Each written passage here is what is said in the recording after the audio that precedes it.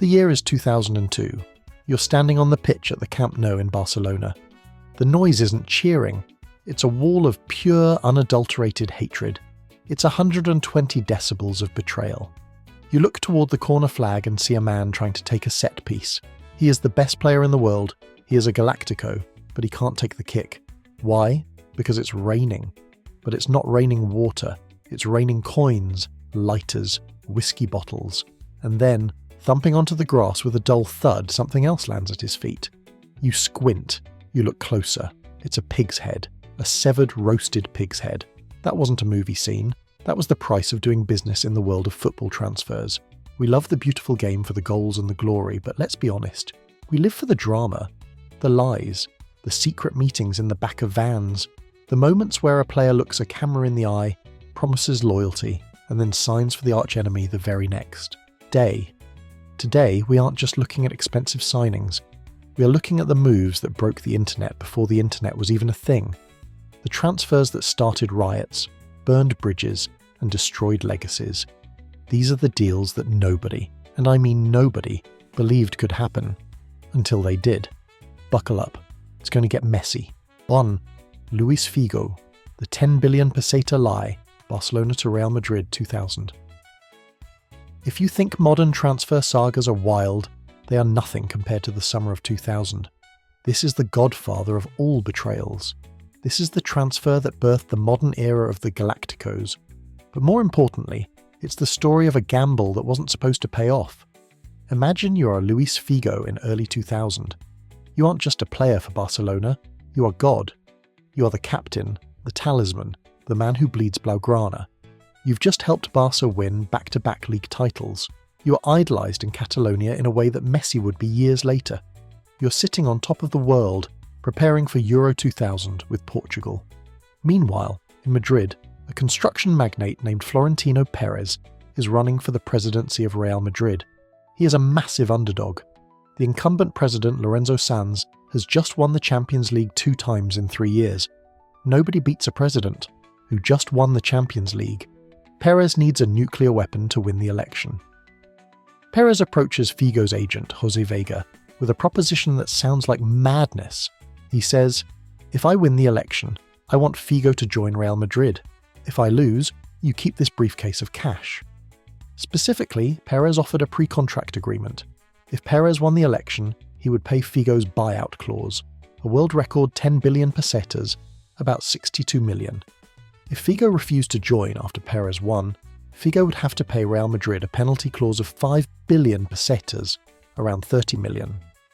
But here is the kicker. If Perez lost the election, which everyone thought he would, Figo could keep a down payment of roughly $2.4 million just for signing the paper. To Figo and his agent, this looked like free money. Perez is never going to win against Sanz, they thought. Let's sign the paper, take the free cash, and stay at Barcelona. It was the ultimate bluff. July 2000. The rumours leak. The Spanish press goes ballistic. Figo to Madrid? It's unthinkable. It's like the Pope leaving the Vatican to join a satanic cult. Figo, realising the walls are closing in, does what any panicked superstar would do. He lies. He gives an interview to the Catalan newspaper Sport, posing with a Barcelona shirt. He looks into the camera and says, "I want to reassure the fans that Luis Figo, with all the certainty in the world, will be at the Camp Nou on July 24th to start the season. I am not so mad as to do a thing like that." He literally called the idea madness. He promised he was staying. The Barcelona fans breathed a sigh of relief. The rumours were just election propaganda from that crazy guy, Perez. July 16th, 2000. Florentino Perez wins the election. The bluff collapsed. Figo was now trapped in a nightmare scenario. He had a legally binding document that said he either had to join Real Madrid or pay $30 million out of his own pocket to break the contract, a sum that would have bankrupted him. Barcelona's new president, Joan Gaspart, was helpless.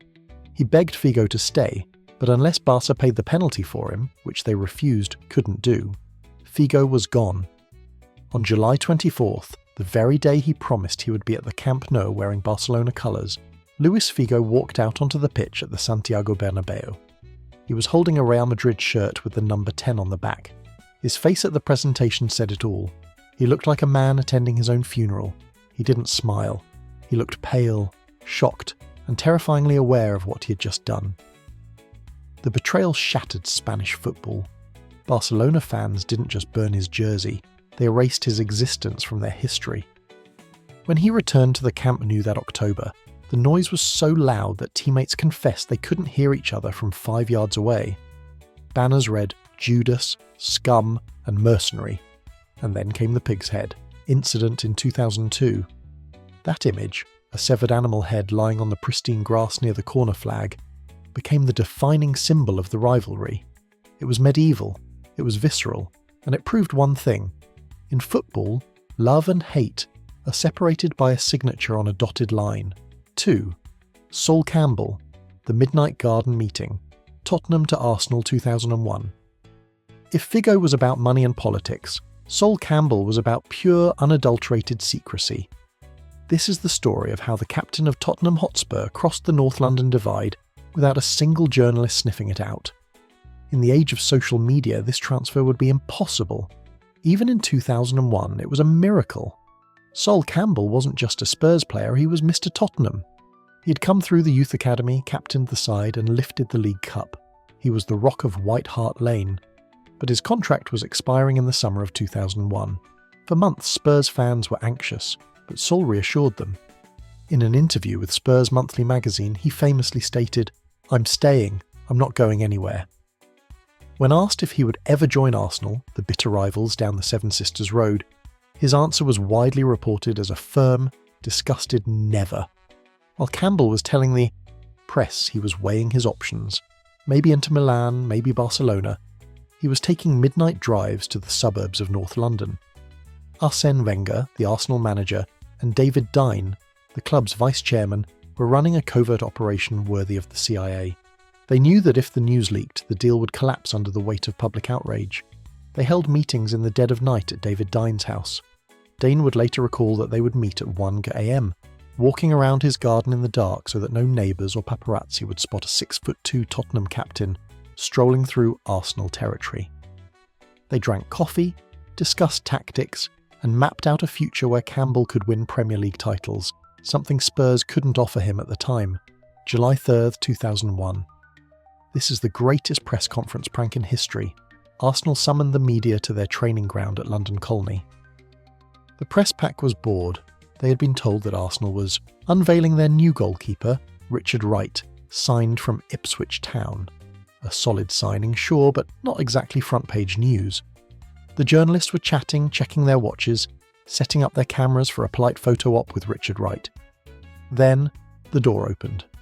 Arsène Wenger walked in with a smug grin that could power a city, and walking right behind him wasn't Richard Wright, it was Sol Campbell. The room went silent. Then, audible gasps. A few journalists actually laughed, thinking it was a joke. Is he lost? Is he looking for the bathroom? There he was, the Spurs captain, an Arsenal player, on a free transfer. The shock was physical. Spurs fans felt like they had been punched in the gut. It wasn't just that he left, it was the deception. He had run down his contract, denying Spurs a transfer fee, and then joined the one club he promised he wouldn't. The vitriol was instantaneous and everlasting. To this day, over 2 decades later, Sol Campbell is referred to by a specific biblical name in the white half of North London. You know the one. It starts with J and ends with Judas. But for Arsenal, it was a masterstroke. Campbell became the anchor of the Invincibles, the team that went an entire season undefeated. He won 2 league titles and 3 FA Cups at Highbury. He scored in a Champions League final. From a business perspective, it was the steal of the century. From a human perspective, it was a life-altering burden. Campbell has spoken openly about the toll the hatred took on his mental health. He couldn't go out in London without abuse. He received death threats. It remains the gold standard for how to shock the world, and the price you pay for doing it. 3. Tevez and Mascherano, the deal that broke the law, Corinthians to West Ham 2006. If Sol Campbell was a spy movie, this transfer was a Scorsese film involving offshore bank accounts, mysterious businessmen, and a deal so shady it literally changed the laws of the Premier League forever. The date is August 31st, 2006. Transfer deadline day. You are a West Ham United fan. Your team is decent. You finished 9th last season. You are hoping the club might sign a backup right back, or maybe a striker from the Championship to add some depth. You are sitting in the pub watching the news ticker on the TV, nursing a lukewarm pint. Suddenly, the breaking news banner flashes yellow. The presenter looks confused. He touches his earpiece like he's hearing voices, and then he says it. West Ham United have signed Carlos Tevez and Javier Mascherano. You spit out your drink. Let's be clear about who these two guys were. Carlos Tevez and Javier Mascherano weren't just good players. They were the hottest properties in South American football. Every giant in Europe wanted them. Manchester United, Chelsea, AC Milan, Barcelona. Tevez was the heir to Maradona. Mascherano was the little chief, the future captain of Argentina.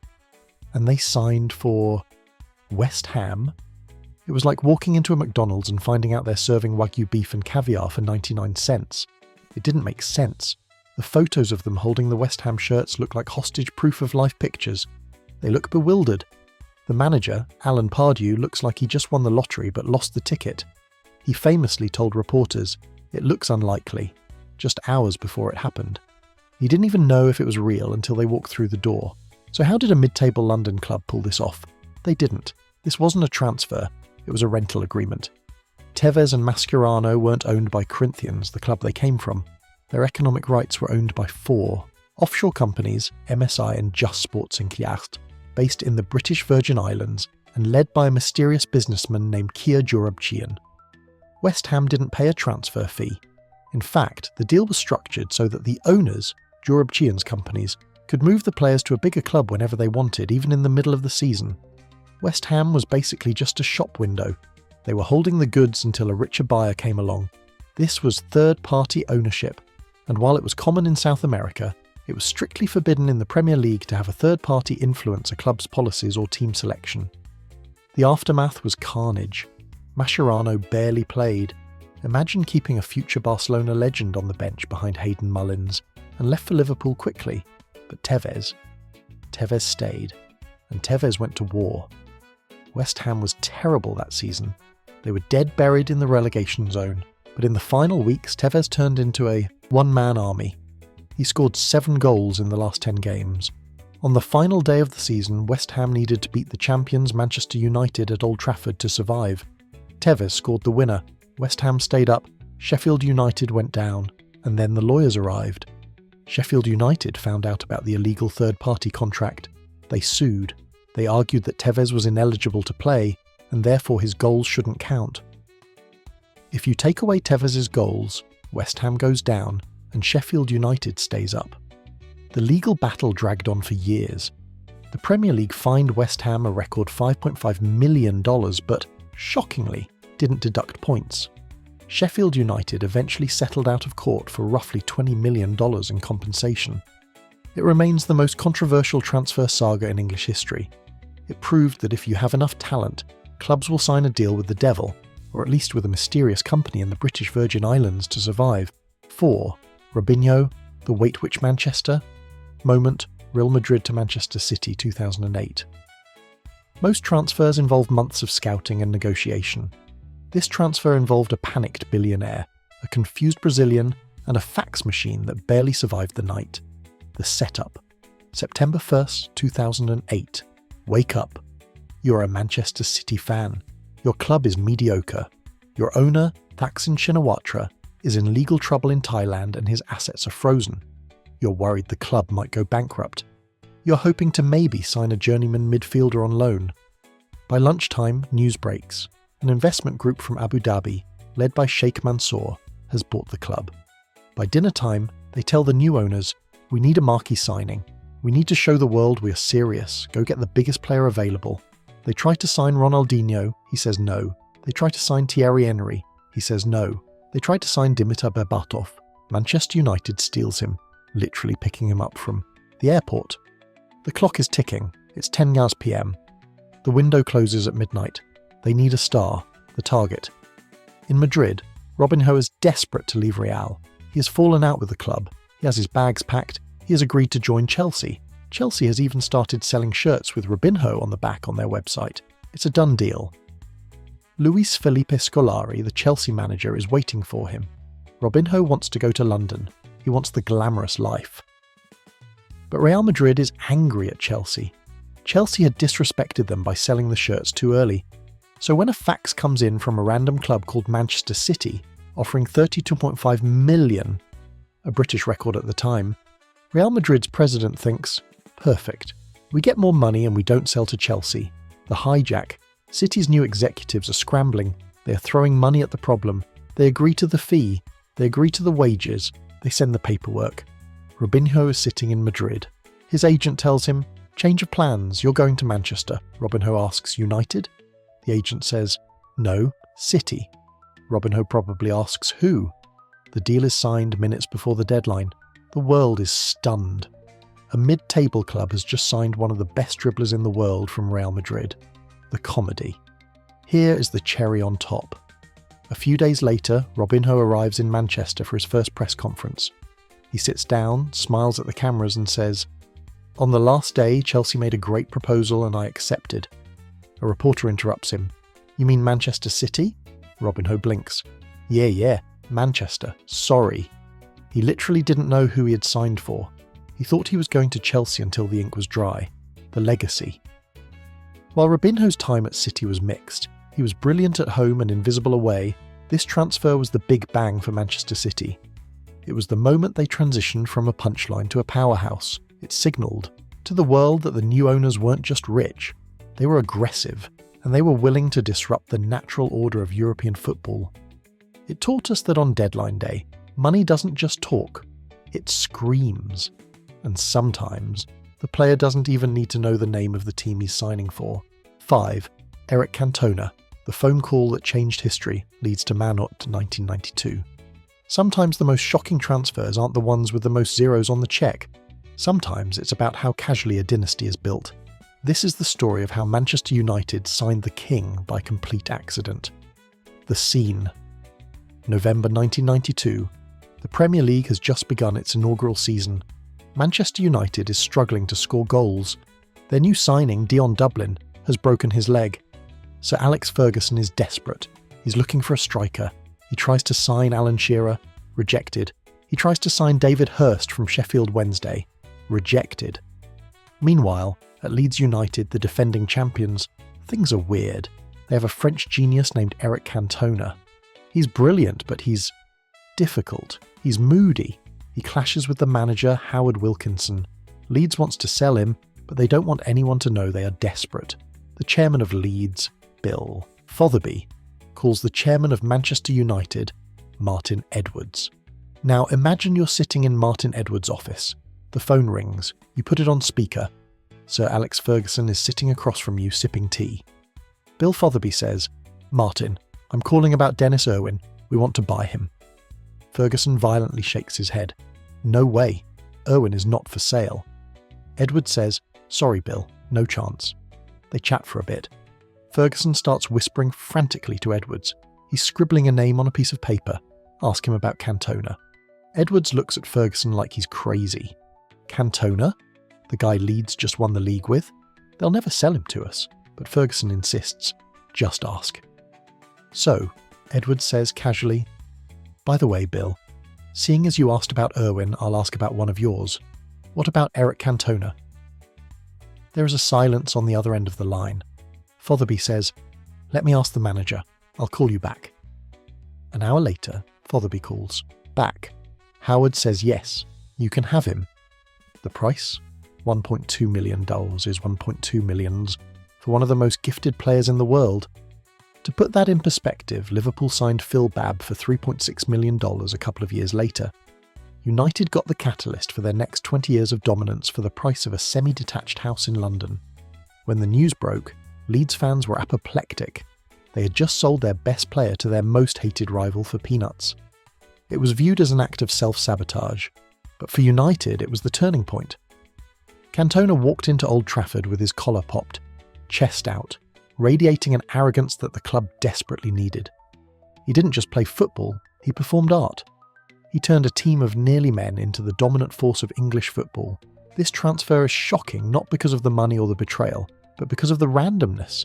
If Leeds hadn't called to ask for a left-back, Manchester United might never have signed the king. The entire history of the Premier League turned on a casual by the way. 6. Neymar. The check that bounced the world, Barcelona to PSG 2017. If the Figo transfer was a betrayal, the Neymar transfer was a hostile takeover. It was the moment football stopped being a sport and started being a geopolitical chess match. This is the story of how a single check destroyed the transfer market forever. Summer 2017. You're a Barcelona director. You're sleeping soundly at night. Why? Because you have the MSN trio, Messi, Suarez, Neymar, the greatest attack in history. You're also sleeping soundly because Neymar has a release clause in his contract. It is set at 222 million.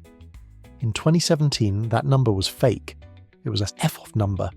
It was like putting a price tag of $1 trillion on a used Honda Civic. The world record at the time was Paul Pogba for $105 million. Nobody had $222 million in cash lying around. Financial fair play rules made it impossible. You felt safe. But something happened that season, in the Champions League. Barcelona pulled off the remontada, beating PSG 6-1 in the greatest comeback ever. Neymar was the hero of that game. He scored 2, assisted the winner, and played like a god. But the next day, all the newspapers talked about Messi. There was a famous photo of Messi standing on the advertising boards celebrating with the fans. Neymar realised something painful. As long as I am here, I will never be the king. I will always be the prince. Meanwhile, in Paris, the owners, QSI, Qatar Sports Investments, were furious about the 6-1 defeat. They didn't just want to beat Barcelona on the pitch, they wanted to humiliate them in the boardroom. They had unlimited resources, and they looked at that $222 million clause and thought, that looks affordable. The rumours started. Barcelona fans panicked. But then, Gerard Piqué, the unofficial president of Barcelona, stepped in to save the day. He posted a photo on Twitter, him and Neymar, arms around each other.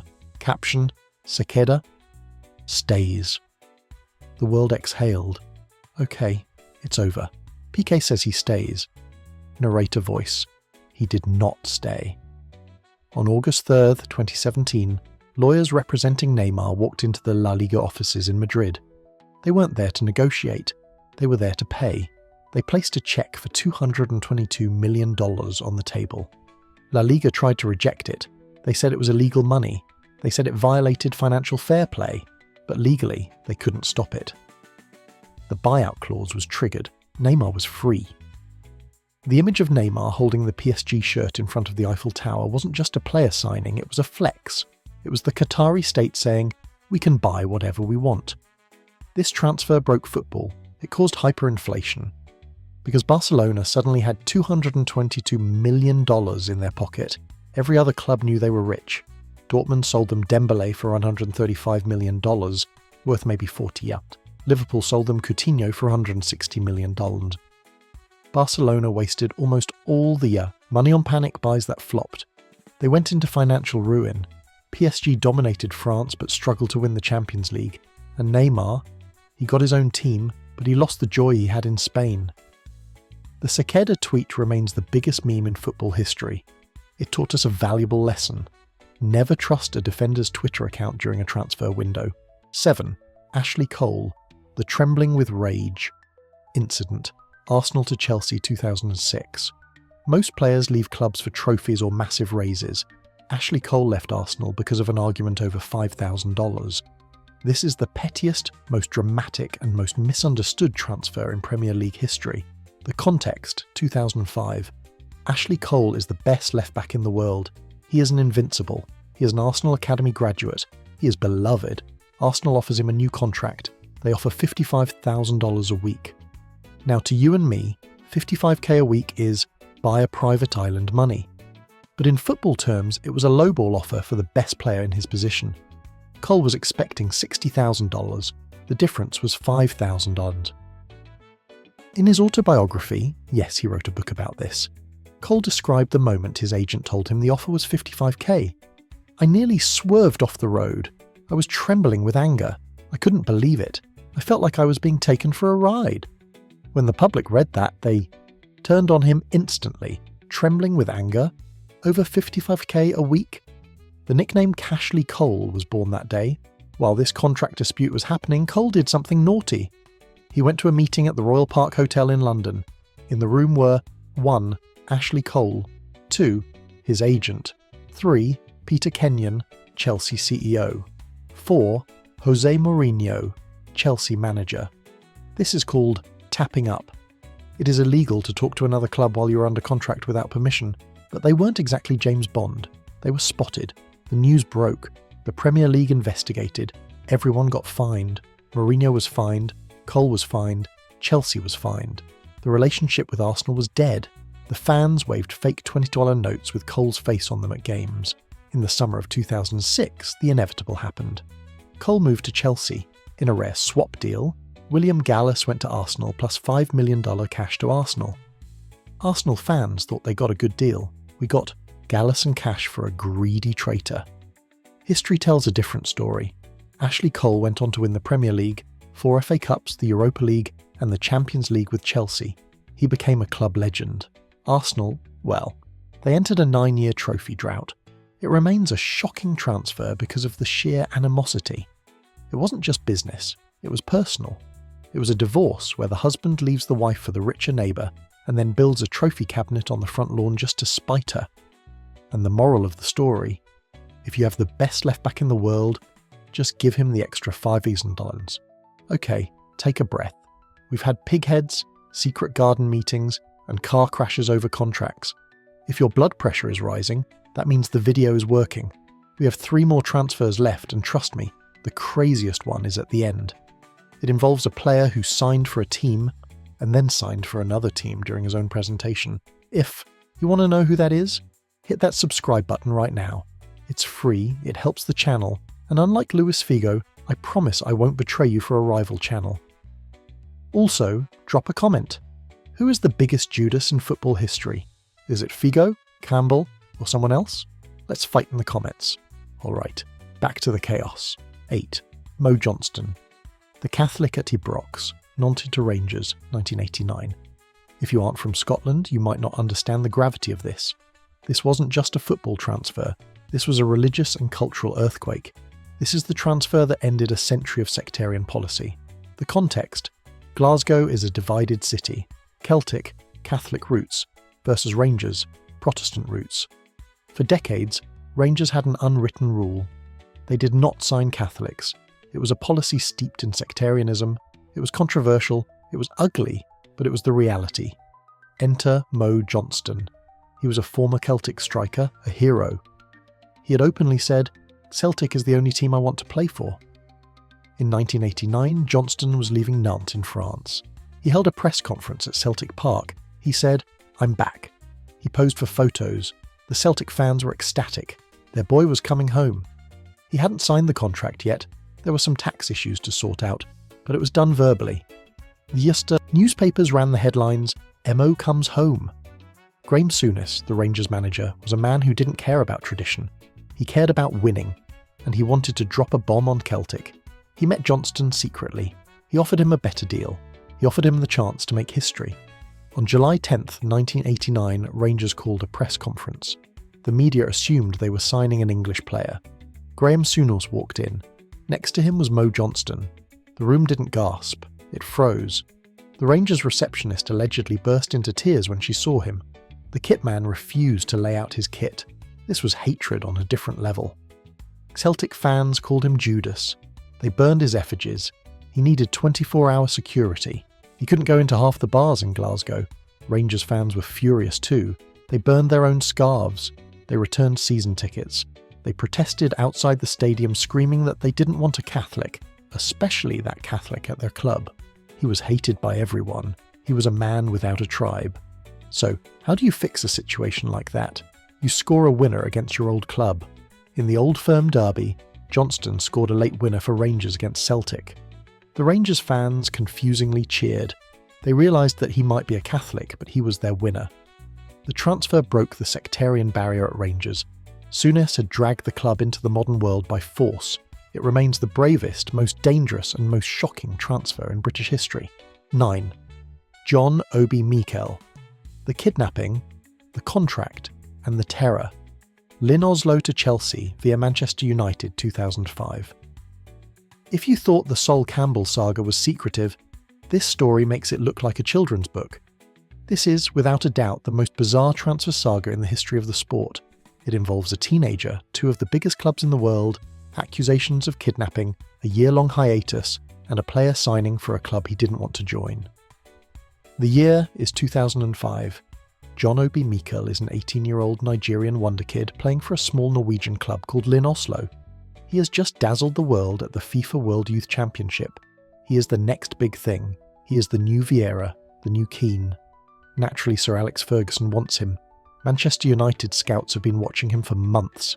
They make their move. On April 29, 2005, Manchester United announces they have signed John Obi Mikel. They post a photo on their official website. You can still find this photo on the internet today, and it is haunting. It shows a young Mikel holding a Manchester United shirt with the number 21. He's shaking hands with Jim Ryan, the United director. But look closely at Mikel's face in that photo. He doesn't look happy. He doesn't look excited. He looks like a hostage holding a newspaper to prove he's still alive. His eyes are wide. His smile is forced. It's the face of a kid who knows he has made a terrible mistake. Shortly after the photo is taken, the phone rings at Stamford Bridge. It's Jose Mourinho, and he is furious. It turns out Chelsea had also been paying for Mikel's schooling and development in Norway. They had a gentleman's agreement that he would join them. Manchester United had swooped in, bypassed Mikel's agents, and convinced the boy to sign a contract directly with the club without any legal representation present. Then, things went from contract dispute to international thriller. The kidnapping Mikel, he vanished. Literally. He disappeared from his apartment in Oslo. Nobody could find him. The media went into a frenzy. Lyn Oslo claimed he was kidnapped. Manchester United accused Chelsea of hijacking the player. The Norwegian police were called. Where was he? He was in London. Chelsea had allegedly whisked him away and hidden him in a hotel room to protect him from Manchester United's pressure. Mikel later emerged on Sky Sports News looking scared and dropped a bombshell. I don't want to play for Manchester United. I was forced to sign that contract. I want to play for Chelsea. Sir Alex Ferguson was livid. He claimed the boy was being brainwashed. United refused to rip up the contract. They held the player's registration rights. Chelsea held the player's body. Lyn Oslo held the transfer papers. It was a Mexican standoff. For an entire year, Mikel didn't play professional football. He just trained, waiting for the lawyers to figure it out. Finally, in the year June 2006, a settlement was reached. And it was expensive. Chelsea wanted him so bad that they agreed to pay $4 million to Lyn Oslo, $12 million to Manchester United. Think about that. Chelsea paid Manchester United $12 million for a player who never played a single second for them. United made a $12 million profit on a guy who just held a shirt for a photo op. It was the easiest money Sir Alex Ferguson ever made. Mikel finally got his wish. He joined Chelsea, and you know what? It was worth the chaos. He spent 11 years at the club, winning 2 Premier League titles, 3 FA Cups, and the Champions League in Munich, where he was arguably the best player on the pitch in the final. But that photo remains. The image of a terrified teenager holding a Red Devil shirt is a permanent reminder that in the transfer market, young players are often just pawns in a very expensive game of chess played by billionaires. 10. Cristiano Ronaldo, the end of Europe. Manchester United to Al Nassr 2022. We end our list not with a transfer from the 90s, but with the moment the football world changed axis. This is the transfer that everyone said was impossible. The transfer that was dismissed as fake news until the very second the ink dried. The context, November 2022. Cristiano Ronaldo is unhappy. He has returned to Manchester United, the place where he became a legend, but the fairy tale has turned into a horror movie. He is benched by Erik ten Hag. He is refusing to come on as a substitute. He is storming down the tunnel before the final whistle. Then comes the interview, the Piers Morgan interview. Ronaldo sits down and burns the house down. He attacks the manager, the owners, the Glazers, the facilities, the young players, even the kitchen staff. It is a scorched earth strategy. He wants out. Manchester United terminates his contract. He is a free agent.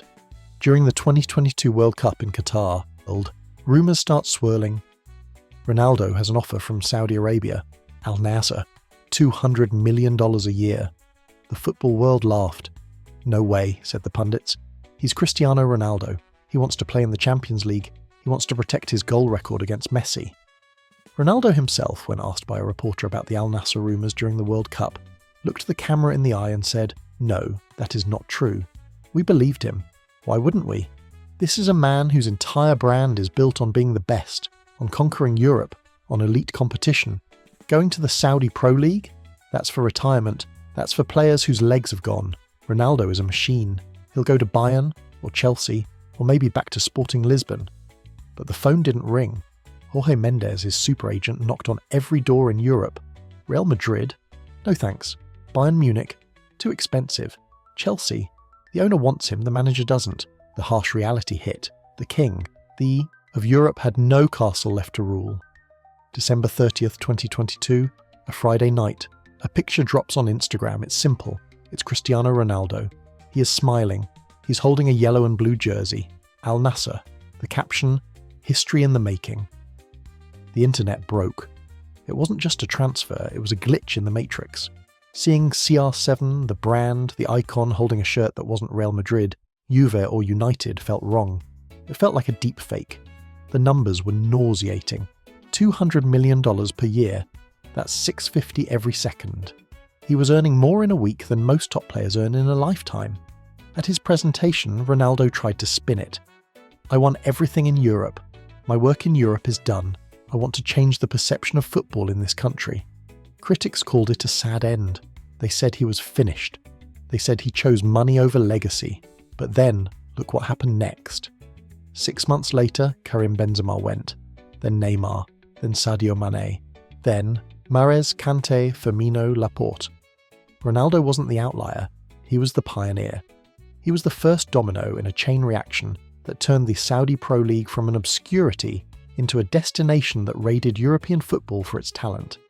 This transfer shocked us because it forced us to accept a new reality. Europe is no longer the only show in town. If the money's big enough, even the greatest competitor in history will pack his bags and head to the desert. It was the transfer that nobody believed, because nobody wanted to believe that the era of Messi versus Ronaldo in Europe was truly, finally over. 11. Final thoughts, the beautiful, dirty game. So there you have it. The liars, the traitors, the spies, the pioneers, from Luis Figo's pighead to Sol Campbell's secret garden walks. From the kidnapping of John Obi Mikel to the billions of Cristiano Ronaldo. These stories remind us that while we watch football for the 90 minutes on the grass, the real game, the dangerous game, happens in the boardrooms, in the back of blacked-out SUVs, and on the fax machines at 11:59 p.m. We love the loyalty of a one-club man like Totti or Maldini, but let's be honest, the betrayal is so much more entertaining. Now, I have a question for you. I want you to go down to the comments right now and tell me, if your favourite player left your club to join your biggest rival tomorrow, would you forgive him? Or are you burning the shirt? Be honest. If you enjoyed this deep dive into the chaos of football history, do me a favour, smash that like button. It costs you $0, unlike a Luis Figo transfer. Hit subscribe and ring the bell so you never miss a story. I'll see you in the next one. Don't sign anything without reading it first.